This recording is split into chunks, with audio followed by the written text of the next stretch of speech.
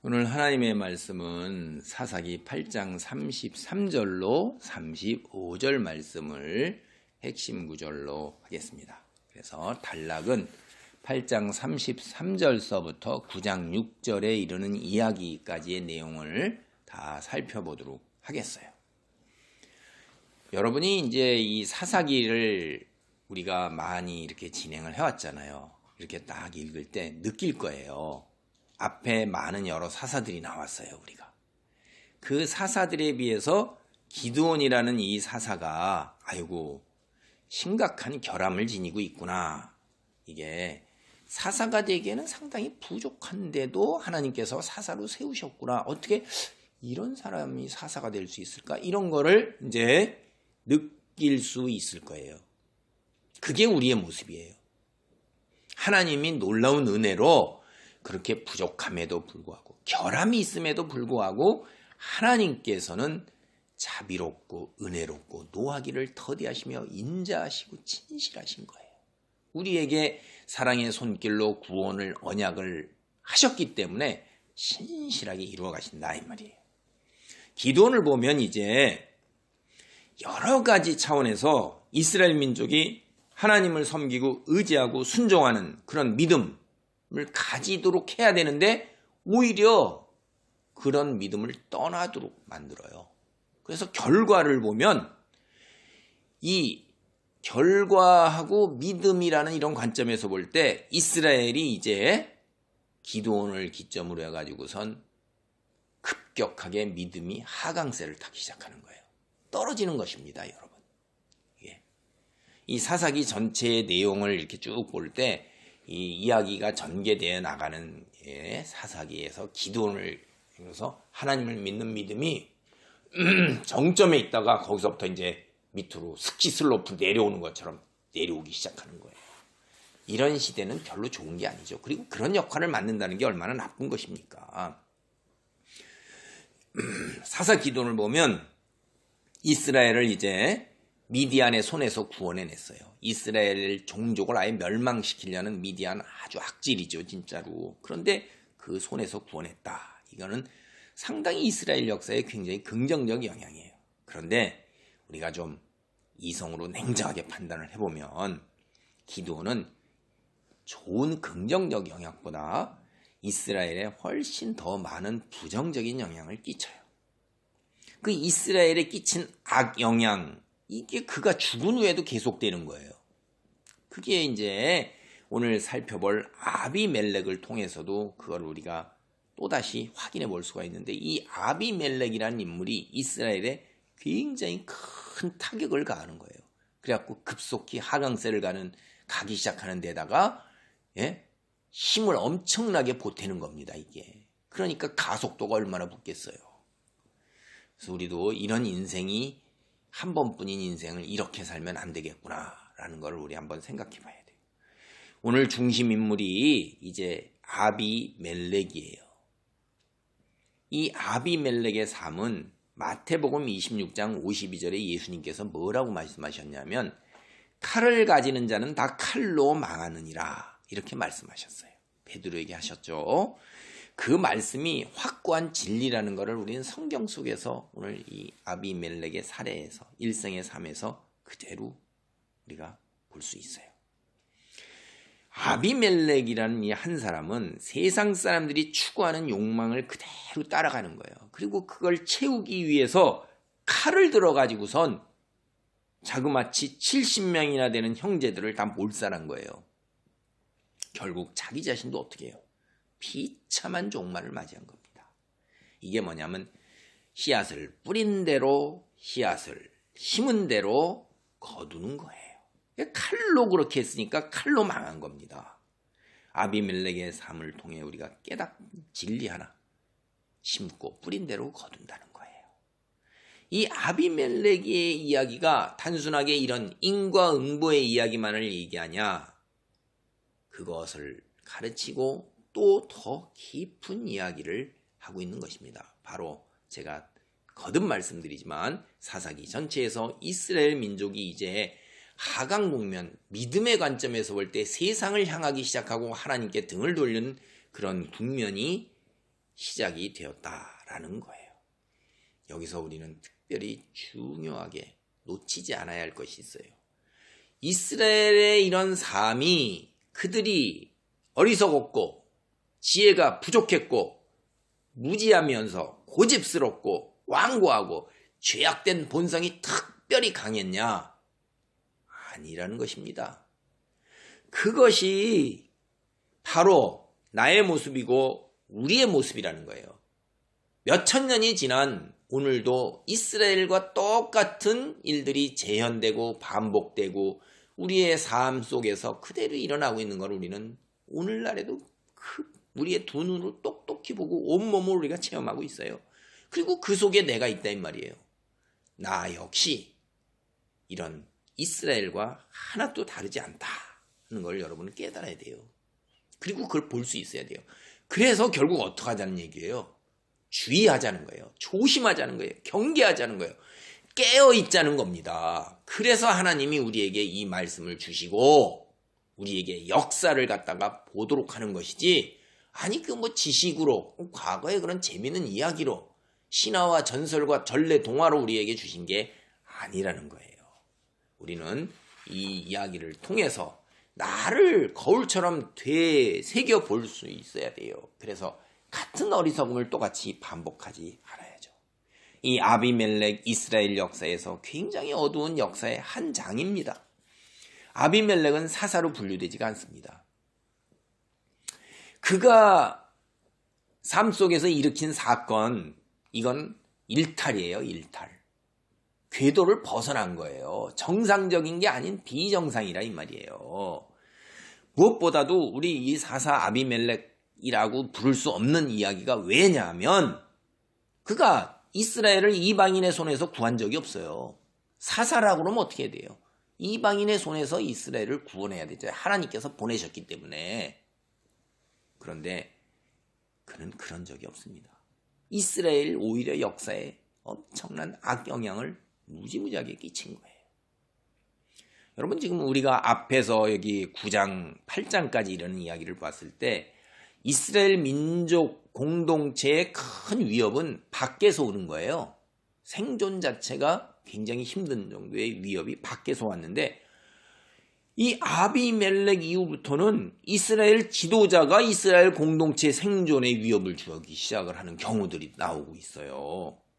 물론 아비멜렉의 아버지 기드온도 이스라엘 성읍들을 응징을 했습니다. 여러분 여기서 미디안을 물리칠 때 보면 여기에 우리 앞 이야기에서 자기가 숫곳이나 이런데 숫곳의 방백들 이거 굉장히 했죠. 분우엘 거기서도 그러는데 이들이 협조를 안 하고 도움을 안 주니까 나중에 와서 복수를 하긴 했는데 그게 국가적 위기는 아니라 이 말이에요. 근데 아비멜렉의 이야기를 보면 이스라엘 내부의 위협이 외부에서 오는 위협보다 굉장히 위험하고 국가 공동체 자체가 흔들릴 수 있다 하는 걸 우리가 깨달을 수가 있어요. 이건 우리도 삶 속에서 다 알죠. 내부의 그 분열과 갈등이 외부보다 더 무섭다는 것은 우리는 일반적인 이런 삶 속의 지혜에서도 알고 학문에서도 이미 다 알고 그래요. 그래서 외부에서 조금만 충격만 가해도 조금 힘, 아무것도 아닌데 안에서 유리처럼 다 깨져버리는 게 이 안이 파벌로 갈려서 분열과 갈등이 있을 때, 통합되지 않았을 때 그렇습니다. 오늘 살펴볼 이 아비멜렉의 폭력적인 이야기, 이거는 사사기 17장, 21장 뒤에 우리가 살펴볼 베냐민 지파와 연관된 이야기야. 한 쌍이에요. 이게 한 짝이라 이 말이에요. 폭력에서 그리고 이스라엘 생존의 위협에서 한 쌍을 이룬다 이 말이에요. 이 이야기의 중심이 세겜이라는 곳이에요. 이 세겜은 여호수아서 24장을 보면 이스라엘이 하나님과의 언약을 이제 다시 한번 확인. 이게 뭐냐면 신명이에요. 언약을 다시 한번 확인. 하나님의 말씀을 다시 한번 확인하는 게 신명. 그래서 거듭, 신, 그다음에 말씀, 명령할 명. 신명기라는 게 거듭 하나님의 말씀을 확인했다 하는 거예요. 앞에서 이미 출애굽기에 나온 하나님의 말씀을, 근데 그 확인한 곳이 세겜이라는 곳이에요. 그런데 어느 사이에 이 세겜이라는 곳이 이스라엘 사람과 가나안 사람이 함께 섞여 사는 곳이 되었어요. 혼합, 순수해야 될 이스라엘 하나님의 종교적인 성지가 이제 세상화되었고 혼합 종교, 우상숭배가 들어와가지고 틈타와서 하나님께 등을 돌리기 시작하는 곳이 됐다 이 말이에요. 그리고 우상숭배하면서 살아가는 곳이 되었어요. 여러분, 우리들이 세상살이에서 세상 풍조를 조금이라도 이렇게 호기심을 갖고 들여다보기 시작하고 한 발 한 걸음 들어가게 되면 자기도 모르는 사이에 어느새 내 온몸이 그 속에, 늪 속에 빠져들어가 있는 것처럼 그렇게 들어가는 겁니다. 이 세겜이 그런 거예요. 그래서 세상이 내 마음 속에 들어와서 내 삶 속에서 둥지를 크게 틀고 자리 잡고 있어서 빼내지를 못하는 거예요. 이게 암덩어리로 크게 있는데 그것조차도 깨닫지 못하는 것입니다. 그러니까 세상 풍조에 대해서는 여러분 신앙적인 관점에 의해서 분명하고 명확한 태도를 지녀야 되는 거예요. 조금이라도 틈을 보이면 그 틈이 시간이 지나가면서 이제 0.1도라도 보였던 것이 여러분 세월이 지나가면 저 뒤에 가면 5도가 되고 10도가 되고 30도가 되고 그래서 방향이 완전히 틀려서 관역을 벗어나게 하는 거예요. 믿음을 일탈하게 만드는 것입니다. 신앙적 결단을 확실하게 내리시기 바랍니다. 사사기 8장 33절로 35절에네요. 이거는 기드온이 죽은 후에 이제 이스라엘의 영적 타락이 점차적으로 증가하기 시작한 것을 우리는 확실하게 알아요. 오늘 이에 관해서 몇 가지 살펴보도록 하겠습니다. 먼저 사사기 8장 33절입니다. 기드온이 이미 죽음에 이스라엘 자손이 돌아서서 바알들을 따라가 음행하였으며 또 바알 브릿을 자기들의 신으로 삼고. 첫째가 여기에서 보면 이스라엘은 그나마 얼마 남지 않은 작은 여호와를 향한 믿음이라도 가지고 있었는데 그걸 이제 완전히 버린 거예요. 이스라엘 여호와께 완전히 등을 돌리고 바알을 따라간 거예요. 여러분, 바알이 뭐냐? 구약에서 바알이 굉장히 많이 나오잖아요. 오늘 이 바알에 대해서 확실한 게 무엇인가를 아시기 바랍니다. 이 고대 근동 이스라엘에 살던 그 시기에 그 이미 벌써 이 고대 근동의 여러 부족이 신을 섬겼어요. 가나안 사람들이 풍요의 신으로 섬긴 거예요.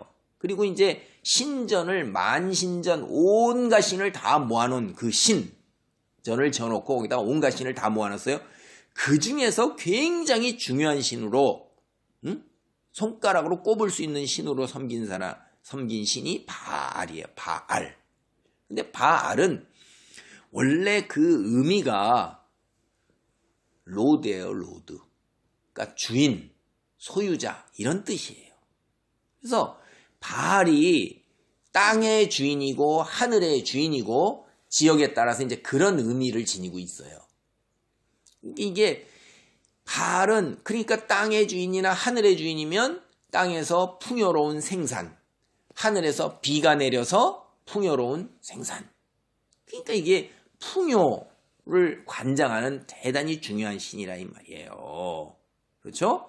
가나안 땅의 그 토양의 비와 이슬, 폭풍 이런 것이 내려야지만 다 생명을 가지고 과수라든가 나머지 이 농작물이 자라잖아요. 풀도 자라고. 그런데 인간이 뭐가 있어요? 육체를 지니고 있잖아요. 그러니까 이 바알들을 섬길 때 이 땅에 서 있는 온갖 농작물의 풍요로움뿐만 아니라 다산, 자식, 후손, 인구의 번성 이것 때문에 그냥 음란함을 그냥 서슴지 않는 거예요. 이게 중의적인 의미가 있습니다. 성경에서 음란하게 섬겼다는 것은 실제로 음란하게 섬겼고요. 그들이 섬기는 축제나 종교적 행사가 그래요. 그 다음에 또 부부관계에 이렇게 빗대가지고 하나님과 언약을 맺었잖아요. 그래서 하나님을 떠난 것을 부부관계에 빗대어서 세상 우상 섬기는 거를 이렇게 간음한 것으로 결혼 서약을 어긴 것으로 이렇게 표현을 하고요. 남편에 대한 신의를 저버린 여인으로 이렇게 표현을 합니다. 그래서 제가 다시 정리합니다. 비유적인 표현, 하나님을 떠난 비유적인 표현인 동시에 실제로 음란하게 바알 같은 우상들을 섬겼다 하는 거예요. 육체의 욕망을 따라가서 짐승이 돼버린 거라 이 말이에요. 흙이 돼버린 거예요. 근데 우리는 흙 속에 하나님의 영을 담고 있는 신의 자녀요. 하나님의 형상을 닮았는데 품격 있게 돼야 되는데 저기 우리가 다스리고 우리가 그 통제하고 지배해야 할 그 모습으로 변해버리는 거예요. 음란이라는 게. 이스라엘의 선조는 하나님과 맺은 언약에 따라서 하나님의 백성이라 불렸어요. 육체적 삶을 사는 이방 사람과는 구별되는 겁니다. 이 구별이 거룩한 거예요. 어떻게 구별돼요? 하나님의 성품과 형상을 닮아 나가는 겁니다. 육체가 되어서는 안 되는 거예요. 근데 이스라엘은 당장 육체가 되는 걸 더 좋아한 겁니다. 그게 쾌락이니까 홀딱 넘어가죠. 달콤한 사탕 싹 먹고 충치 생기는 거예요. 당장 충치 생기는 건 조금 뒤엔 일이고 지금 당장은 내 혓바닥 안에서 달콤함이 굴러가잖아요. 육체의 쾌락이라는 게 이런 겁니다. 조금 있다가 하나님 앞에서 된통 당하고 지옥으로 향하고 몰매를 맞을지언정 지금 당장 몸에서 느끼는 그 쾌락, 즉각적 욕구 충족에 무릎을 꿇는 겁니다. 인간이 이렇게 연약하죠. 자, 바알 브릿, 이거는 언약의 바알 이러는 거예요. 언약의 주 이런 뜻이에요. 언약을 하나님과 맺어놓고선요, 바알 브릿. 야, 이게 기가 막힌 거예요. 그러니까 이 사탄과 악한 것들은 살짝 하나님 것을 그대로 본다고 흉내를 내요. 근데 살짝 비틀어요. 어떻게 언약의 바알이에요? 바알 브릿이 그런 겁니다. 그래서 여기 이때 이제 바알이라는 게 주인 이러잖아요. 그럼 이 가나안 신화에서는 최고의 신이 바알이기도 하고 또 바알과 맞서는 신, 오히려 더 큰 모든 신들의 아버지가 뭐냐면 엘이라고 불렸어요. 엘. 그리고 엘의 아내가 누구냐 하면 아세라예요. 그래서 이 바알이 아세라한테 자기도 좀 사람들이 나를 섬길 수 있도록 신전을 좀 짓게 엘에게 허락해 주세요 라고 이렇게 이제 막 얘기도 하고 그런 이야기도 토판에서도 나오고 그럽니다. 어쨌든 간에 이게 바알이 엘을 뜻하는 그 이스라엘 그 가나안 땅 전체의 가장 큰 신, 창조의 신이에요, 엘이. 그리고 거기에 맞서는 신도 또 천둥의 신 바알, 뭐 이렇게 폭풍의 신, 땅의 신 바알, 풍요의 신 바알. 근데 이게 누구든지 간에 여러분 이 바알 브릿이 누구를 가리키든 간에 이스라엘은 여호와께 등을 돌린 거예요. 언약을 파괴한 겁니다. 그래서 이제 하나님과 이스라엘 관계가 깨지기 시작하는데 사실 하나님께서 이스라엘을 선택했지 이스라엘이 하나님을 선택한 게 아니에요. 이게 우리도 하나님이 우리를 선택했지 내가 하나님을 선택했어요? 절대 우리는 하나님을 알 수가 없습니다. 이스라엘 여러분 역사를 보세요. 출애굽기 창세기 보면 다 이스라엘이 자신들의 신을 선택한 거는 세상 신을 선택한 거예요. 바알을 선택한 거예요. 바알 브릿이라고 그게 언약의 바알이라고 그래갖고선 그래서 하나님과 관계를 이제 버리고 짝퉁을 모조품 그 하나님의 피조물에 지나지 않는 거잖아요. 이게 사탄 어둠의 세력들 그거하고 관계를 맺고 그거의 종이 되는 거예요. 그거에 위에 올라서서 그걸 다스려야 되는 위치에 있어야 되는데 오히려 그게 거꾸로 돼갖고 관계가 그 밑으로 들어가서 종이 되어요. 하나님의 창조 질서에도 어긋나는 것입니다. 인간은 신의 자녀고 하나님의 백성이기 때문에 어둠의 신 그 위에 오이 있는 거예요. 천사의 위에 있는 것이 인간입니다. 지금은 우리가 이 세상에서 타락해서 천사가 큰 영적 능력을 발휘하지만 하나님 나라에 가서 우리가 갔을 때는 천국을 하늘나라를 유산 상속받아서 천사들이 우리를 섬기게 되어 있는 것입니다. 거꾸로 이게 바알의 종이 돼서 음란하게 바알을 섬기는 창조 질서도 어긋나는 타락한 이런 육체가 돼버리는 게 얼마나 하나님이 볼 때 기가 막힌 일입니까? 현실적으로 하나님의 백성으로 세상과 구별된 거룩한 삶을 사는 것, 이건 세상 사람들이 사는 것과는 거리가 있어요. 오늘날 적당히 술도 마시고 담배도 피고 육체의 쾌락을 위해서 적당하게 즐기는 거예요. 현실 상황에서 적당히 타협하는 거예요. 그게 두루두루 좋아 보이잖아요. 우리 하나님을 믿으면서도 특정 종교는 술 먹고 담배 피고 세상과 적당히 타협해서 이렇게 살아가요. 신앙생활하여 굉장히 편합니다. 지역에 있는데 종소리 울리는데 그런 데 가면 돼요. 그런데 개신교는 그런 걸 안 하잖아요. 처세하기가 쉽지가 않아요. 세상의 유혹을 이겨내야 돼요. 회식 자리에 가도 나는 그리스도인이라 술을 안 먹습니다 하고 술잔을 뒤집어 놔봐야 된다고요. 담배 피라고 옆에 사람이 권해줘도 나는 아니야. 덕이 안 되기 때문에. 아이고 성경에 어디 술 먹지 말라고 그래서, 성경에 어디 담배 피지 말라고 그래서, 이렇게 할 때 이제 틈이 비집고 들어오는 것입니다. 아이고 뭐 만나는데 사람들하고 같이 뭐 많은데 저 가는데 단체로 뭐 클럽 같은데 좀 구경 가면 어때? 어떤가? 이게 그러는 거예요. 장소에 발을 들여놓는 것 자체가 그것이 구별된 삶이 아니라는 거예요.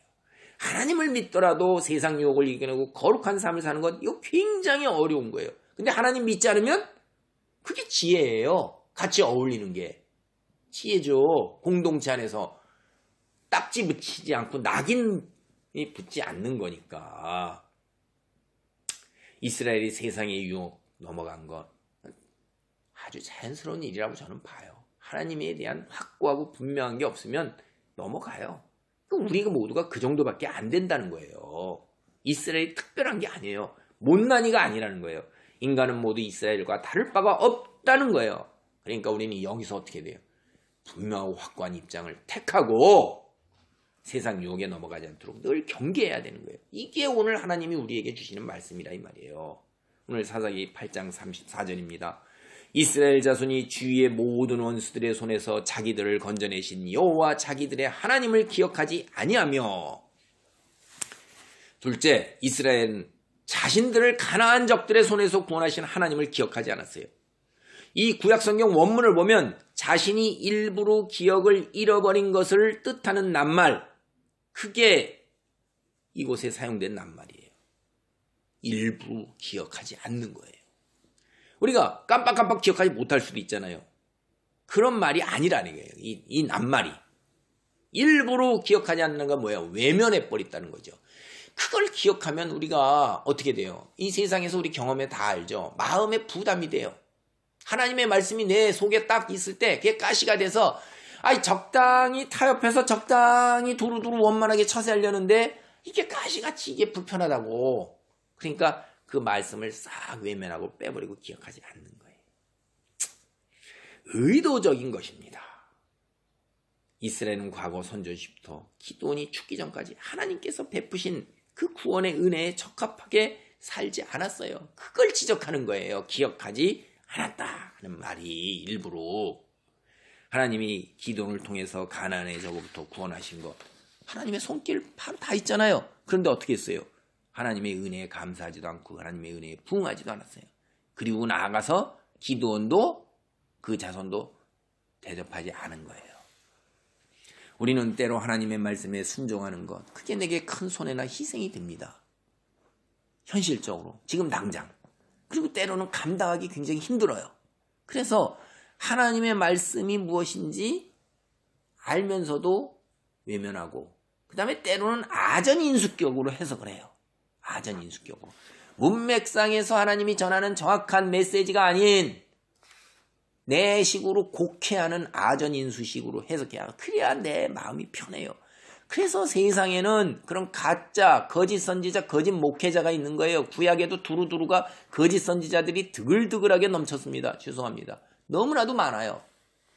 오늘날 우리 주변에서도 설교를 귀에 듣고 싶은 말, 듣기를 원하는 말로 맞추어서 사람을 끌어모으기 위해서 그렇게 하나님의 말씀을 아전인수식으로 곡해해서 전하는 자들이 적지 않아요.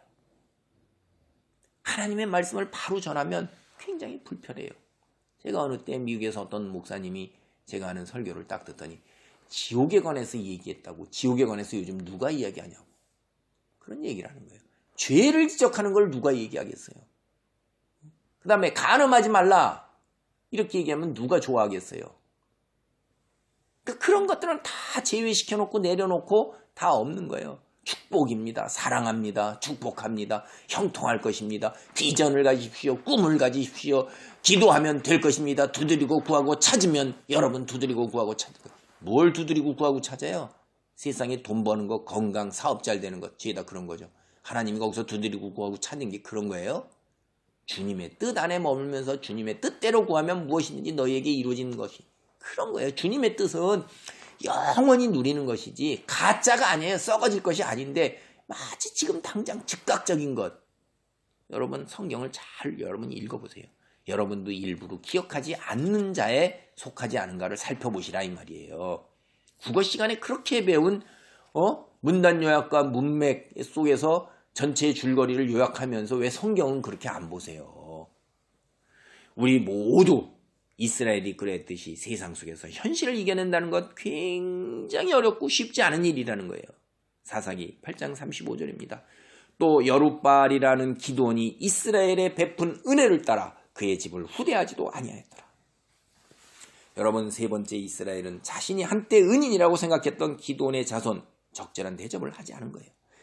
만약에 이스라엘이 하나님께 감사하면서 하나님의 은총을 기념하는 것 이걸 외면한 동기가 하나님께서 베풀어 주신 구원의 손길을 눈으로 볼 수 없었기 때문에 그렇게 말한다면 기드온의 집안을 합당하게 대우하지 않은 것에 대해서는 변명할 수가 없는 거예요.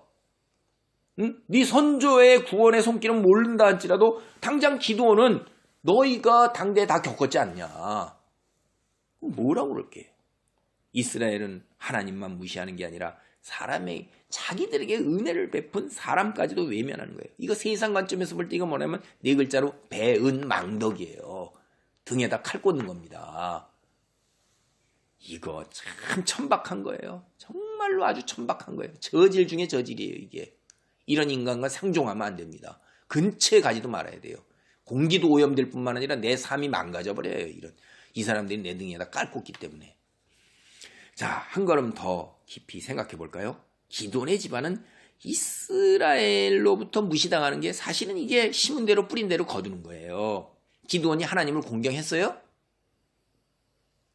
하나님을 공경하지 않았어요. 기드온. 하나님께서 기드온이 이스라엘로부터 존중받게 하셨을 거예요. 하나님을 공경했으면. 그러니까 하나님은 심은 대로 뿌린 대로 그대로 거두도록 하는 게 자연 질서의 법칙인데 그걸 갖다가 기적적으로 특별한 경우나 역사하시지 그냥 그대로 그 질서대로 간다 이 말이에요. 기드온이 하나님을 바르게 대접하지 않았습니다. 그래서 하나님께서도 이스라엘이 기드온에게 바르게 대접하지 않도록 그냥 내버려 두시는 거예요. 우리는 나도 모르는 사이에 하나님을 공경하지 않을 수가 있어요. 이거 조심해야 되는데 세상의 주인은 하나님이세요. 창조주세요. 우리 이 땅에 있는 모든 것 다 하나님으로부터 온 거예요. 지금 내 모습도 내 재능도 내 학식도 내 건강도 내가 이 땅에 머무는 생명의 시간조차 하나님께서 허락하신 거라 이 말이에요. 여러분이 믿든 안 믿든 간에 인정하든 안 하든 간에 이건 진리고 사실이에요. 오늘 우리가 이 자리에 이른 것 하나님의 은혜예요. 내가 언제 부모를 택했고 국가를 택했고 내 인종을 택했습니까? 하나님께서 우리에게 그렇게 베푸신 거라 이 말이에요. 때로는 형통 속에서 평안을 누릴 수도 있어요. 때로는 시련과 환난과 질병으로 어려움과 고통 속에 있을 수 있어요. 이 모든 것이 하나님께서 허용하신 거란 말이에요. 그래서 우리가 일어나고 있는 거예요. 가장 중요한 사실이 뭐냐면 세상 속에서 처한 우리 형편 그거 지나간다는 거예요. 그리고 그것이 성경에 하나님이 분명하게 말씀하세요. 믿는 자에게는 합력하여 선을 이룬다는 거예요. 그래서 성경은 뭐라고 그러냐면 어떤 형편에 처했든지 간에 무엇을 하든지 간에 범사에 감사하면서 기도하라고 가르치는 거예요. 믿음을 따라 살라고 얘기하는 거예요. 여러 곳에서 그와 같이 계속해서 말하고 있어요. 오늘은 그 중에 한 곳 데살로니가전서 5장 16절로 18절 말씀을 봅니다. 굉장히 유명하죠. 이건 외워야 되는 거예요. 무조건 외워야 되는 거예요. 항상 기뻐하라, 쉬지 말고 기도하라, 범사에 감사하라. 이것이 그리스도 예수 안에서 너희를 향하신 하나님의 뜻이니라. 하나님, 내가 지금 죽겠는데, 지금 내가 고통스러운데, 내가 숨도 쉬지 못할 것 같은데 어떻게 감사가 나옵니까? 그래도 그냥 감사하라는 거예요. 내가 어떻게 기도가 나옵니까? 기도 안 나오죠. 주기도문이라도 외우세요. 안 되면 하나님, 이런 신음소리라도 내라는 거예요. 그걸 어떻게 하라는 거예요? 꾸준히 하라는 거예요. 꾸준히. 막 폭풍같이 막 몰입해서 어느 때 하다는 게 아니라 매일매일 하나님 나라에 이를 때까지 매일매일 꾸준히, 영어로는 continuously예요. 그리고 언제나 기뻐하라는 거예요. 기뻐할 수가 없는데도 기뻐하라는 거예요. 그게 하나님의 뜻이랍니다. 그러면 하나님 기뻐하고 꾸준히 매일 하나님이라는 이름을 외치며 살고 감사합니다, 감사합니다 입에 달고 살 때 하나님께서 실제로 기뻐한 형편으로, 감사한 형편으로 우리를 이끄시고 변화시키실 것입니다. 성경이 그렇게 얘기해요. 현실적으로 매우 어려워요. 이런 말은 성경이 따라사는 거. 그래서 우리는 기도해야 되는 거예요. 능력 달라고. 하나님 말씀에 순종하여 세상에 사는 동안 우리는 뭘 얻습니까? 구원을 얻습니다. 하나님의 자녀로서 우리에게 주신 소명을 완성해요. 천국에 들어가서 영생을 누리게 돼요. 그게 대단한 거예요. 그게 소망이고 그게 평안을 누리는 겁니다. 세상에 다 썩어질 것들이니까 매일매일 꾸준하게 감사, 기쁨, 평안 이 속에 있어야 되는 거예요. 하나님 말씀에 이런 순종할 수 있는 능력자가 되기를 바랍니다. 오늘 사사기 9장 1절로 이제 6절 단락입니다. 그 단락을 보면 아비멜렉이 형제를 죽이는 거예요. 기드온의 아들 중에서 아비멜렉은 열등감에 쩌들은 사람이에요. 자신의 혈통에 대해서 열등감이 있어요. 헤롯 왕도 마찬가지예요. 유대인이 반이고 반은 이방인이었기 때문에 그 열등감이 있어요. 늘. 이 아비멜렉은 제대로 된 혈통을 못 가지고 태어났단 말이에요. 이거 보면, 성경을 우리가 잘 보면 이게 반 이방인이에요. 어머니가. 그것도 정상적인 저희가 아니잖아요. 부인이 아니잖아요. 그러니까 형제들이 그를 제대로 대접을 해주지를 않았다 이 말이에요. 사사가 되어서 40년 동안 이제 이스라엘을 다스렸던 아버지 기드온을 이어서 사사가 되는 게 아니라 왕이 되기를 원했어요. 아비멜렉은. 나의 아버지는 왕이시다. 아비멜렉 이름이 그러잖아요. 그래서 그걸 야심을 품은 거예요. 그래서 1절을 보면 어머니 고향 세겜으로 돌아가요. 거기 앞에서 우리가 들어갔을 때 이방 사람들하고 섞여 살았다고 그랬죠. 혼합 종교가 됐다고 그랬죠. 거기 가서 이제 외가 친척에게, 자기 어머니 지역 친척들에게 동원을 해가지고 지역 주민 상대로 오늘날로 치면 이제 여론을 일으키는 거예요. 명분이 뭐래요? 세겜성 모든 사람에게 물어봐 주세요. 여룻바알의 아들 70명, 70명이 모두 다스리는 것. 그거 하고 한 사람이 다스리는 것하고 어느 것이 더 좋은지 물어봐 주세요. 여러분 70명이 다스리면 70명을 섬겨야 돼요. 한 명 다스리면 한 명 섬겨야 돼요. 그렇죠? 그 여론조사라고 그걸 하고 있는데 그렇게 선동을 하는 거죠. 실용성이라는 세상 기준으로 보면 아비멜렉의 주장이 굉장히 이성적이고 합당하죠. 그런데 이제 문제가 2절에 있는 거예요. 뭐라고 돼 있어요? 9장 2절에 보면 질문의 끝에다가 내가 여러분과 한 혈육이라는 거 그거 상기하세요. 기억하세요. 그거 꼭 뒤에다 달아가지고 어떻게 하는 게 좋겠습니까? 라고 물어봐 주세요. 라는 거예요. 피를 나눈 자신 70명 대안, 자기 한 사람이 대안이라는 거예요. 피를 나눴다는 거예요. 너희하고는. 교묘한 정치적 술수예요. 혈연과 지연을 이용하고 있는 것입니다.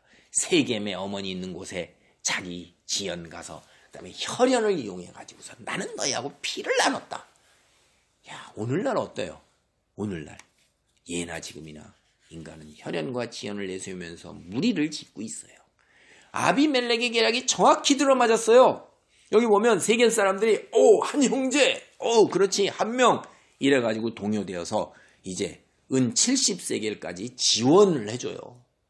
오늘날 치면 정치적 후원금을 내는 거죠. 이 돈으로 이 사람 자체가 보면 성경을 보면 맨날 이렇게 비열한 사람들, 그러니까 혈통이 제대로 못해서 열등감에 찌들게 되면 비정상적으로 살아가요. 폭력배를 고용해갖고 아버지 고향이 이제 오브라로 가는 거예요. 오브라에 가서 형제 70명을 한 반석에서 다 죽여버려요. 이 본문이 뜻하는 바가 보면 아비멜렉이 계략을 꾸며가지고 체계적이고 조직적으로 움직여서 모두 잡아다가 딱 준비했다가 한 사람씩 차례로 그 바위에서 죽이는 거예요. 아비멜렉 외가 친척, 자신이 왕이 되는 수단으로 이용한 거예요. 그리고 친가는 다 죽인 거예요. 왕이 되고자 하는 그 욕망 야심 속에서 그거 아버지로부터 사실 물려받은 거예요. 이게 기드온으로부터. 근데 아버지의 아들을 친가를 싹 다 전멸시켜버립니다. 아버지에 대한 징후를 그대로 여기서 폭발시키는 거예요. 근데 이들이 왕자 대접을 받았어요. 기드온 살아있을 때 왕자 대접을 받았는데 은 70개로 다 죽어요. 한 사람의 목숨값이 은 하나예요. 이게 뭐예요? 값싼 죽음이죠. 굉장히 값싼 죽음이에요. 어처구니 없는 은 한 개. 은 1세겔. 그게 은 70세겔이라는 게 약 800g이에요. 오늘로 따지면. 은 80g의 목숨값입니다. 기가 막힌 거죠. 그래서 아비멜렉은 자신이 이제 왕이 되고자 하면서 아버지와 어머니 집안을 원수를 맺게 만들고 생명의 존엄 이런 건 뭐 안중에도 없는 것입니다. 여러분, 종교적 관점에서 당대 사회의 부파상 우리가 여기를 보면 지금까지 이야기를 보면 알 수가 있어요. 첫째, 아비멜렉의 정치 자금이 바알볼리 신전, 가나안 사람들이 섬기는 신전에서 흘러나왔다는 거예요. 이스라엘의 종교적 성지가 어느새 여호와 브릿, 언약의 여호와에서 바알 브릿, 언약의 바알로 바뀌어버린 거예요. 조그만 틈이 세월이 지나가면 이렇게 됩니다. 이제 하나님 대신에 세상 신을 섬기는 거예요. 두 번째, 세겜 사람들이 아비멜렉을 왕으로 세운 것이 상수리 나무 기둥인데 가나안에서 바알 숭배를 할 때 그 기둥이라는 게 바알이에요. 바알. 하나님이 선지자를 보내서 왕을 세우시죠. 기름을 부어서. 근데 아비멜렉은 누가 됐어요? 상수리 나무 기둥 곁 거기서 바알에서 바알 섬기는 지가 스스로 왕이 되는 거예요. 그냥 바알의 힘을 빌려서, 세상 종교의 힘을 빌어서 피조물의 위치를 벗어나서 스스로 세상 주인의 자리를 차지하는 거예요. 이게 분수를 모르는 거예요. 교만함의 극치죠. 이제 세 번째 이달락을 보면 이제 기드온의 다른 이름이 여룻바알이에요. 여룻바알. 아비멜렉의 아버지는 바알, 찍어내는 자예요. 찍어내는 자 기드온. 그런데 여기서는 지금 뭐라고 그래요? 바알이 대항하리. 이게 여룻바알의 뜻이거든요. 바알이 대항하리. 누구한테 대항해요? 바알이. 하나님을 믿고 의지하고 순종하는 믿음의 사사의 아버지. 그게 아니에요. 하나님을 배반하고 거역하고 불순종하고 하나님께 대항하는 아버지의 모습. 이게 그냥 아비멜렉에 그대로 간 겁니다. 왕이 되고자 하는 강한 욕망을 늘 갖추고 있으면서 실질적으로 왕처럼 행세하면서 살아는 그 기드온, 그 씨앗이 잔인하고 포악한 아들 아비멜렉을 통해서 이렇게 열매를 맺게 되는 거예요. 무서운 거죠. 뿌린 대로 거는 겁니다. 기드온은 40년 동안 사사로 있을 때 이스라엘을 하나님께 돌아오도록 인도할 수 있는 지도의 자리에 있어요. 지도자의 자리에 있는 거예요. 하나님께서 믿음의 공동체 안에서 누군가 지도자로 세울 때 하나님을 영예롭게 하는 거예요. 영화롭게 하는 거예요. 그리고 믿음의 공동체를 하나님께 인도하는 거예요. 그래서 믿음의 공동체 사람들이 하나님의 자녀로 빛을 발하도록 그렇게 하기 위해서 지도자로 세우시는 겁니다. 세상에서 너 잘 먹고 잘 살아라. 재물과 권력과 자신의 욕망을 추구하고 누려라. 이렇게 하는 게 아니라는 거예요. 그런데 어떻게 해요? 불행하게도 기드온은 자신의 지위를 자신의 욕망 채우는데 사용한 거예요. 그게 수많은 아내와 아들을 거느렸단 말이에요. 근데 거기에서 다 채우질 못했어요. 그리고 순간적 욕망이 들어서 이방 여인을 첩으로 말리해서 아비멜렉 같은 이러한 아들을 두게 되니까 이 아들로 인해서 자기 집안이 다 박살이 나버리잖아요. 그냥. 그리고 잘못된 지도자로 인해서 이스라엘도 완전히 혹독하게 대가를 치릅니다. 오늘 말씀을 정리합니다. 하나님이 믿음의 자녀로 우리를 선택했어요. 우리를 세우셨어요. 하나님을 영예롭게 하고 하나님의 자녀로 세상의 빛을 발하도록 하기 위한 거예요. 이 세상에서 내가 잘 먹고 잘 살게 그렇게 하기 위해서 나를 택한 게 아니에요. 잘 생각해야 돼요. 그게 중요하지 않다는 게 아니에요. 그게 우선순위가 되어서는 안 된다는 거예요. 그 다음에 세상을 살면서 하나님의 뜻과 자신의 비전, 어느 것이 진실된 것이냐는 거예요. 하나님의 비전인 듯 자기의 비전, 자기의 꿈, 이런 걸 얘기할 때 굉장히 조심해야 돼요. 당신의 역할은 이 땅 위에서 권력과 학식과 재능을 꽃피우는 그것이 인생의 목표가 아니고 하나님의 사람으로 살아가는 게 인생의 목표예요. 하나님은 그렇게 부르신 거예요. 그리고 그런 것들은 어떻게 돼요? 두 번째 부수적인 거예요. 그러니까 하나님의 사람으로서 언제나 자기 자신과의 싸움이 네 인생에 주어진 과제이지 내가 꿈을 달성하는 것, 소년이여 야망을 품어라. 그래갖고 그 야망을 달성하는 게 인생의 목표가 아니라는 거예요.